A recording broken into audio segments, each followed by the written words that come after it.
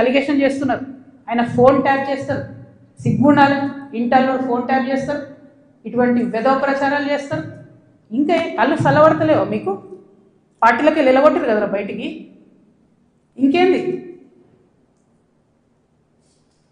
నేను ఊరుకునేదాన్ని కాదు బిడ్డ, చెప్తున్నా. ఇప్పుడే మొదలుపెట్టినా. మీరు సెయింట్ గోబెన్ సంగతి చెప్పండి. వాసవికి ఇచ్చినటువంటి 100 భూములు ఉన్నాయి. ఇవాళ గవర్నమెంట్, కాంగ్రెస్ గవర్నమెంట్ అంటారు కదా మీరు, హిల్ట్ పాలసీ పెట్టి దారాదత్తం చేస్తున్నారని. దానికి కిటికీలు తెరిచింది ఎవరు? దానికి బీజం వేసింది ఎవరు? డిస్టిలరీ భూములు అమ్మినరా? లీజుకి ఇచ్చిన భూములు. లీజుకి ఇచ్చిన భూములలో ప్రజలకు డబుల్ బెడ్రూమ్ ఇల్లు కట్టియాలి, హాస్పిటల్ కట్టాలి, స్కూళ్ళు కట్టాలి. ఇండస్ట్రీ తీసేస్తే ప్రైవేట్ వ్యక్తులకు ఎట్లా అమ్మిండ్రు? దాని మీద సంతకం పెట్టింది ఎవరు? కేటీఆర్ గారు కాదా? చాలా కంపెనీలు ఉన్నాయి, మీరు కూడా సెలెక్టివ్గా లీజుకి ఇచ్చారు కదా. మీరు కిటికీలు తెరిచిర్రు, ఈ గవర్నమెంట్ దర్వాజాలు తెరిచిర్రు దోసుకొని తినండి అని చెప్పి. జనానికి మాత్రం ఏం చేయకండి, హాస్పిటల్ కట్టకండి, స్కూళ్ళు కట్టకండి.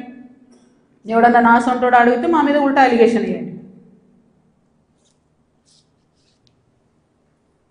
అల్టిమేట్గా ప్రజా జీవితంలో ఉన్నటువంటి వ్యక్తులుగా, ఒక ఆడబిడ్డగా, తెలంగాణ ప్రజల మంచి కోరుకునేటటువంటి వ్యక్తిగా నేను మీ అందరినీ కూడా రిక్వెస్ట్ చేసి చెప్తా ఉన్నాను.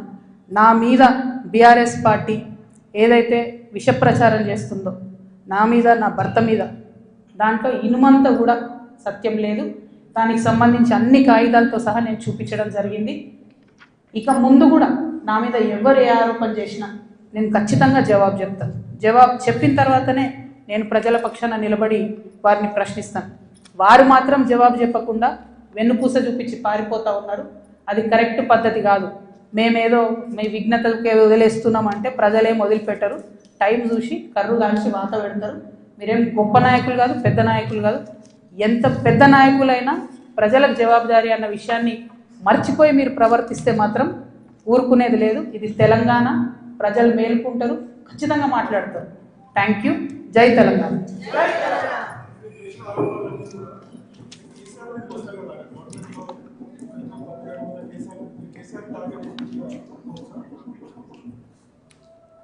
చూడు బ్రదర్, చాలా మిస్టేక్స్ జరిగినాయి బీఆర్ఎస్ గవర్నమెంట్లో.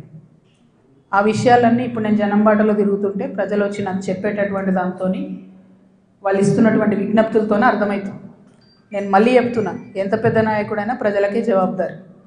100కి 100% ప్రభుత్వం నుండి లీజుకి ఇచ్చినటువంటి ఇండస్ట్రియల్ ల్యాండ్స్ సెలెక్టివ్గా వ్యాపారవేత్తల కోసం బీఆర్ఎస్ గవర్నమెంట్లో సంతకాలు పెట్టి మరి ఆనాడే ప్రైవేట్ వ్యక్తులకు దారాదత్తం చేశారు.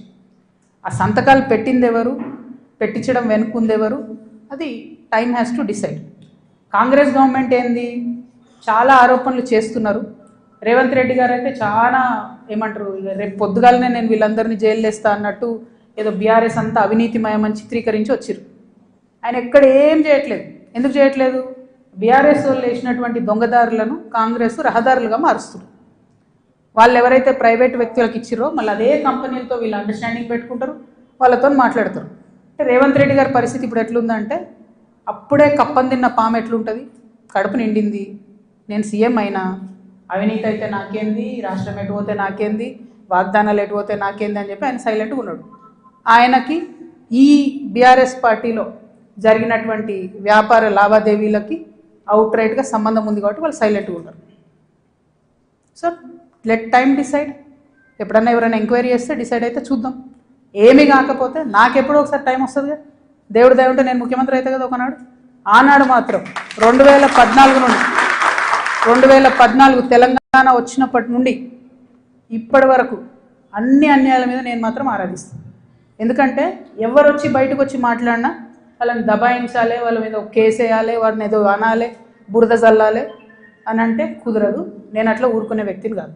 నేను తప్పు చేస్తే నేను క్షమాపణ అడుగుతాను. నేను కోరిన క్షమాపణ జనం బాటలో ముందుకెళ్ళినప్పుడు. ఎందుకు కోరిన క్షమాపణ? నేను అదే గవర్నమెంట్లో ఉండి అమరవీరుల కుటుంబాల కోసం గట్టి కొట్లాడాల్సిందే అని నాకు మనసుకు అనిపించింది కాబట్టి నేను క్షమాపణ అడిగాను. ఉద్యమకారులను కేవలం నా ప్రాంతంలో చూసుకున్నా కానీ వేరే దగ్గర చూసుకోలేకపోయినా అనే ఉద్దేశంతో క్షమాపణ కోరినా నేను. అట్లే చెప్తున్నా, నేను తప్పు చేస్తే ప్రజలకే చెప్తారే తప్పు చేసినారా భయ్ సారీ అని. నేను తప్పు చేయలేదు, అందుకే ధైర్యంగా చెప్తాను నేను తప్పు చేయలేదు. అయినా సరే నా మీద ఏదో బుర్ర చల్లాలి అంటే ఊరుకోను. భగవంతుడు నాకు అవకాశం ఇచ్చినప్పుడు మాత్రం అన్ని బండారాలు కూడా బయటికి తీస్తాను. నేనేడా టార్గెట్ చేసిన భయ్? ఇప్పుడు నేను నిన్ను కొడితే నువ్వు నన్ను కొట్టవా చెప్పు? వాళ్ళు నన్ను టార్గెట్ చేస్తే నేనేం చేయాలి? మరి నేను ఊరుకోవాలా? నేనైతే గాంధీ తాతను కాదు, నేను అస్సలే మంచిదని కాదు నేను చెప్తున్నాను. నేను కేసీఆర్ గారు అంతా ఓపిక నాకు లేదు, అస్సలే మంచిదని కాదు, నేను ఊరుకోను. నన్ను కొడితే 2 కొడతా ఉల్టా. ఎందుకంటే నాకు తప్పు లేకుండా కొడుతున్నారు, నాకు తప్పు లేకుండా మాట్లాడుతున్నారు. అది కరెక్ట్ కాదు కదా. ఏం రోగం చెప్పు? నేను ఏమంటున్నా? నేను జనంలో పోతున్నా, పిచ్చిలేసినట్టు పొద్దు నుండి రాత్రి వరకు ఎందుకు తిరుగుతున్నా నేను? ఐ వాంట్ టు అండర్స్టాండ్ ఏం జరిగింది. 10 ఏళ్ళు బీఆర్ఎస్లో, 2 ఏళ్ళు కాంగ్రెస్లో, ఏం జరగలే. నిన్న పోయినాం, ఆ నల్ల నీళ్ళు అది ఎంత బాధ అనిపించింది చూస్తే. ట్యాప్లో డ్రైనేజ్ వాటర్ వస్తాయని ఇప్పటికి కూడా హైదరాబాద్ మహానగరంలో. ఇంకా అంత అందమైన నగరానికి కేటీఆర్ గారు నేను ఇట్లా చేసినా అని, ఇప్పుడు రేవంత్ రెడ్డి గారు గ్లోబల్ సమిట్ పెట్టి నేను ఇట్లా చేసినా అని, ఏం లాభం చెప్పు? ఆడబిడ్డలకు ఒక డెలివరీ హాస్పిటల్ ఉండదు, నల్లలో మోరు నీళ్ళు వస్తాయి, ఇదో మహానగరం, దీనికి సంతోషపడాలి. ఎవరొకరు అడగాలి కదా. అడిగితే కేసులు, అడిగితే లొల్లి, ఇంతే. ఏం భయపడేదాన్ని కాదు నేను, ముందుకే పోతా, వెనుకకైతే పోయేది లేదు. వస్తే లొల్లెందుకుంటుండేనే? 5 ఏళ్ళు నన్ను ఓడగొట్టి ఇంట్లోనే కూర్చోబెట్టిరు కదా. వద్దంటే బలవంతంగా ఎమ్మెల్సీ ఇచ్చిర్రు. నేను అప్పటి కూడా అడిగిన, నాకు ఎంపీ క్యాండిడేట్గా నన్ను డిక్లేర్ చేయండి, నేను ప్రజల మధ్యలో ఎక్కడైతే ఓడిపోయినా అక్కడే ప్రజల ప్రేమను గెలుచుకుంటా అని చెప్పిన. అవకాశం ఇవ్వలే, నాకు తిరగనీయలే. మా కాన్స్టిట్యున్సీలో కూడా ప్రతి ఎమ్మెల్యేను ఎవరో ఒకరు మేనేజ్ చేసుడు, వాళ్ళు నాకు ఎక్కడికక్కడ కాళ్ళల్లో కట్టెలు పెట్టుడు, కాన్స్టిట్యున్సీ నుంచి ఎవరైనా వచ్చి కలిస్తే బెదిరించుడు. నువ్వు ఎట్లా కలుస్తావు? అక్కతో నీకేం